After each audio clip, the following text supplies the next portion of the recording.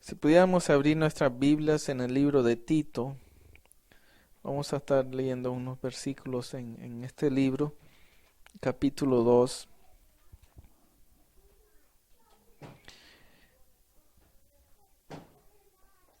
del versículo 11, pero enfocándonos en este libro de Tito. Es un libro importante, es un libro doctrinal o libro pastoral.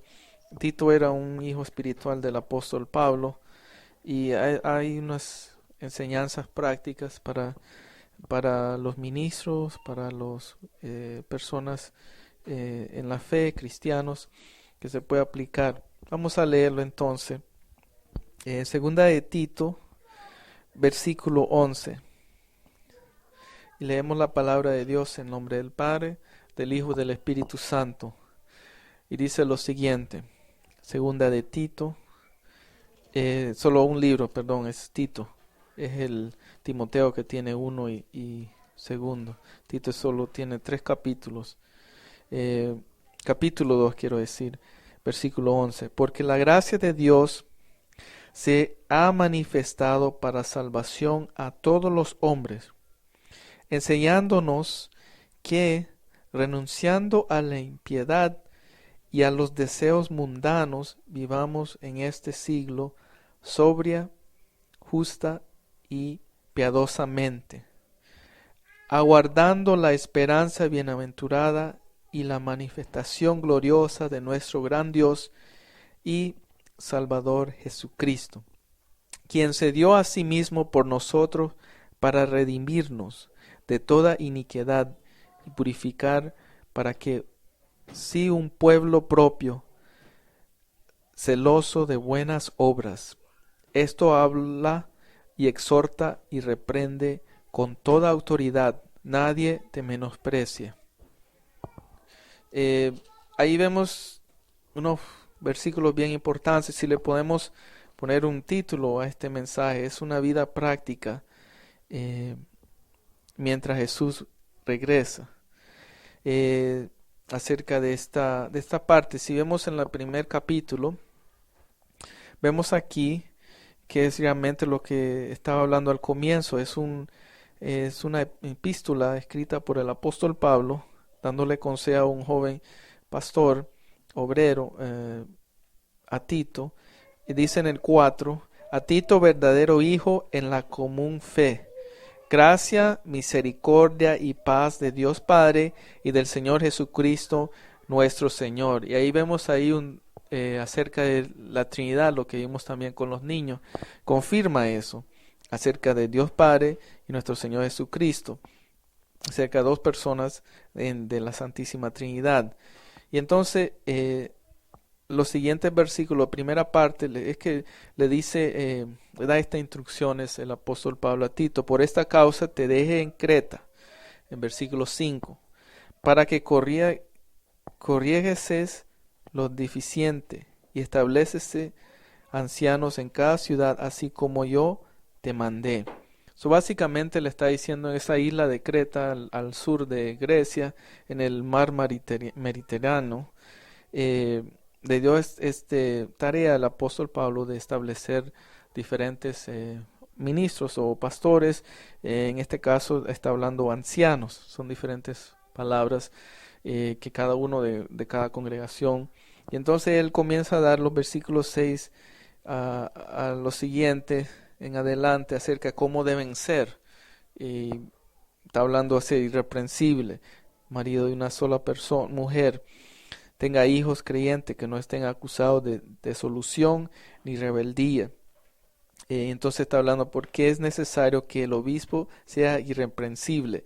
Vemos ahí esa palabra obispo y anciano son intercambiables, o pastor, anciano, presbítero.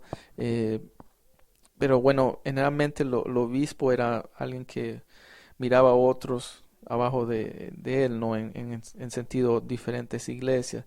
Y entonces está hablando de estas instrucciones y entonces hay una frase aquí interesante que dice 9:15, todas las cosas son puras para los puros, mas para los corrompidos e incrédulos nada les es puro, pues hasta su mente y su conciencia están corrompidas.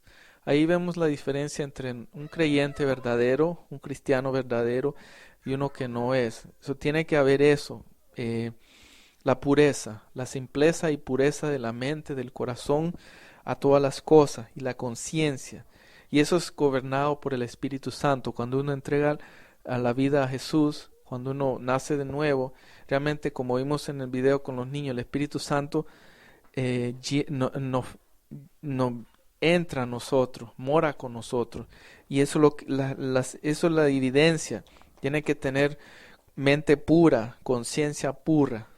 Y entonces vemos aquí, también hay unos consejos prácticos que dice acerca en el versículo 10.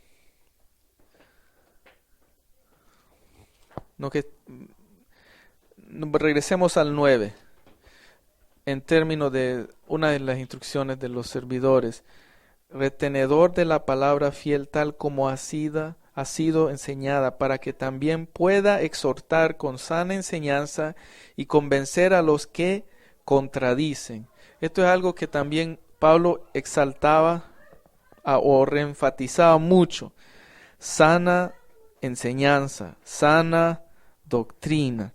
En todas partes se encuentran, en diferentes partes en las epístolas a Tito, a Timoteo, y el fin de esto, si uno tiene la sana doctrina, sana enseñanza, es lo que el Espíritu Santo va a usar para convencer, es la palabra, y exhortar. Dice el 10, porque hay aún muchos cuntamaces, habladores de vanidades y engañadores, mayormente los de la circuncisión. Había un grupo que eran judaizantes, que le decían que querían que los que se conviertan vivan una vida legalista. Y hoy en día tenemos diferentes tipos de también falsas enseñanzas o herejías o diferentes cosas que son así como ese tiempo que tenía que contender en la iglesia. Y dice al 11, a los cuales es preciso tapar la boca, que trastornan casas enteras, enseñando por ganancia deshonesta lo que no conviene. Esas son palabras un poquito bien fuertes, que hoy en día si un ministro habla de esta manera, no, y entonces está hablando ahí claramente acerca de personas que están infiltrando, personas que se dicen ser cristianos. Y dice aquí 12, uno de ellos, su propio profeta, dijo, los cretenses siempre mentirosos, malas bestias, glotones, ociosos. Y eso realmente hay un texto en los libros de ellos, porque también le estaba hablando a Tito acerca de Creta, que hay eso escrito ellos mismos. Y esto también es importante cuando uno va a una zona o una comunidad está ministrando, tiene que saber qué es la historia de esa zona, qué tipo de personas hay en esa zona para poder ministrarle. Y entonces ahí vemos también otro aspecto de ministrar a la comunidad que Pablo le está dando consejos a Tito de eso, usar la misma cultura para aprender de ellos y usar para ministrar la palabra, no para convertirse en ellos y copiar las cosas, sino para hablarle de Jesús a través de todo esto. Y dice 13, este testimonio es verdadero, por tanto reprenderlos duramente para que sean sanos en la fe. Entonces otra vez tenemos exhortación. Aquí tenemos esta palabra también. Repréndelos duramente. Y el 14, no atendiendo a fábulas judaicas, ni a mandamientos de hombres que se apartan de la verdad. Todo eso tenemos que cuidar nosotros hoy en día más que nunca, porque estamos en los tiempos finales, estamos en tiempos proféticos, estamos donde hay incrementación de apostasía. Y entonces es un libro, Tito, que es para hoy en día también las enseñanzas. Y otra vez son palabras que hay tiempos para amar, para tener misericordia, pero todo esto se hace en amor y misericordia, pero también lo que notamos son personas que se dicen ser cristianos.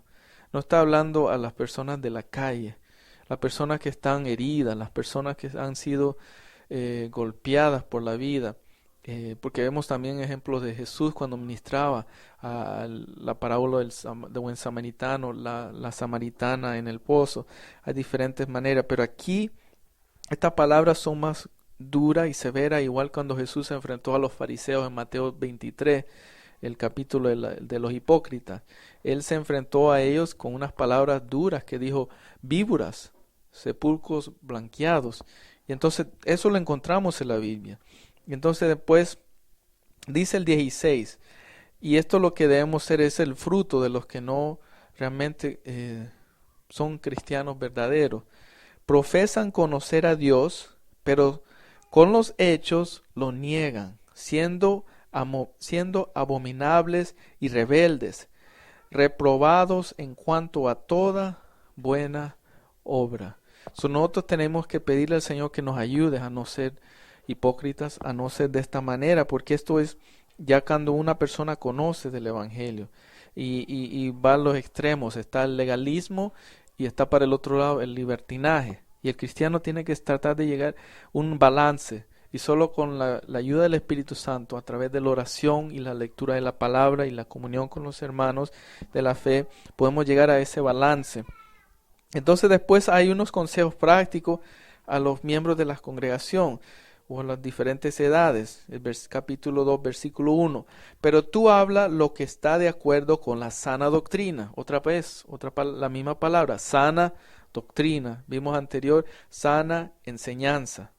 Que los ancianos sean sobrios, serios, prudentes, sanos en la fe, en el amor, en la paciencia. Las ancianas asimismo sean reverentes en su porte, no calumniadoras, no esclavas del vino, maestras del bien. Entonces vemos ahí los ancianos y las ancianas, que enseñen a las mujeres jóvenes a amar a sus maridos y a sus hijos, a ser prudentes, castas, cuidadosas de sus casas, buenas, sujetas a sus maridos, para que la palabra de Dios no sea blasfemada. Y hoy en día es tan importante tener esto, y en muchas iglesias lamentosamente no se puede formar esto, o se descuida a las personas que han llegado a una madurez espiritual, tanto en lo espiritual como en lo físico, la función del anciano y de la anciana, hablando físicamente y espiritualmente. Eso deben ser el ejemplo para las generaciones siguientes. Dice también entonces, y bueno, antes de esto, el propósito por el cual, que vimos ahí en el 5, para que la palabra de Dios no sea blasfemada. El testimonio que nosotros tenemos que siempre cuidar, y es, el mundo siempre dice, mira esto, lo que han hecho. Entonces es Jesús el que es blasfemado, es la palabra de Dios que es blasfemado. Dice 6, exhorta a sí mismo a los jóvenes a que sean prudentes, prestándote tú en todo como ejemplo de buenas obras, en la enseñanza mostrando integridad, seriedad. Y entonces está hablando ahí a Tito o a los ministros, nuestro deber de que debemos de buscar al Señor y de ser ejemplo, de buscar la integridad y la seriedad. Son cosas importantes también que hoy en día muchos ministros realmente no toman en serio el llamado, no toman en serio la posición que Dios ha llamado, y no toman en serio esto de lo que está hablando, la integridad. Entonces tenemos que tener balances para poder mantenernos íntegros delante de Dios y poder ser ejemplo en la sociedad.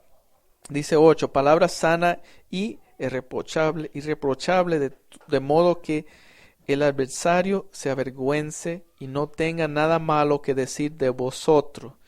Ahí estamos hablando de otra manera, como vimos anteriormente, que hablaba acerca del testimonio. Esta es otra manera de enseñar. Es siempre para que no digan malos de nosotros por la fe. Y tenemos que cuidar el testimonio. Dice el 10 también, bueno, el 9 habla acerca de los siervos. Exhorta a los siervos a que se sujeten a sus amos, que agraden en todo, que no sean respondones. Ahí tenemos que aclarar algo también. La Biblia no está en favor de la esclavitud como hoy en día. Lo que estaba funcionando en ese tiempo, habían millones de esclavos y no eran solo de un color de piel. En esa cultura, en el Imperio Romano, en griego, aún en la ley judaica, tenía que ver con las finanzas. Muchas veces cuando una persona no podía pagar, entonces tenía que hacerse esclavo para pagar y cierto tiempo. Entonces está hablando ahí que no está en esto como hoy en día hay negro, blanco, diferentes esclavitudes, es todo otro tipo. Pero el punto es esa palabra, no sean respondones. Entonces hay una manera de ser un cristiano, testimonio al mundo, ¿no? Y entonces esto es lo que rápidamente hemos resumido el Tito. Y el 3, interesantemente, práctica, está hablando del gobierno, está hablando de la autoridad. Versículo 1 dice, recuérdales que se sujeten a los gobernantes y autoridades, que obedezcan, que estén dispuestos a toda buena obra. Esa es la clave, buena obra.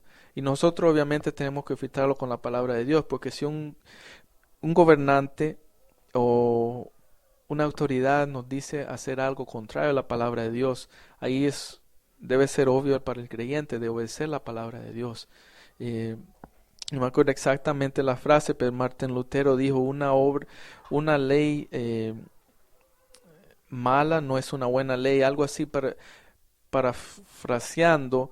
Lo que quería decir es que si una ley es dada por una autoridad que va contra la palabra, no es una buena ley. Entonces, dice 2, que a nadie difamen, que no sean bendiceros, sino amables, mostrando toda mansedumbre para con todos los hombres.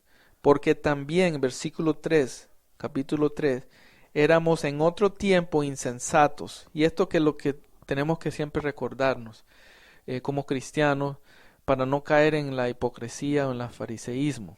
Cada uno de nosotros en un tiempo, como dicen 3, éramos en otro tiempo insensatos, rebeldes, extraviados, esclavos de concupiscencias y deleites diversos, viviendo en malicia y envidia, aborrecibles y aborreciéndonos unos a otros.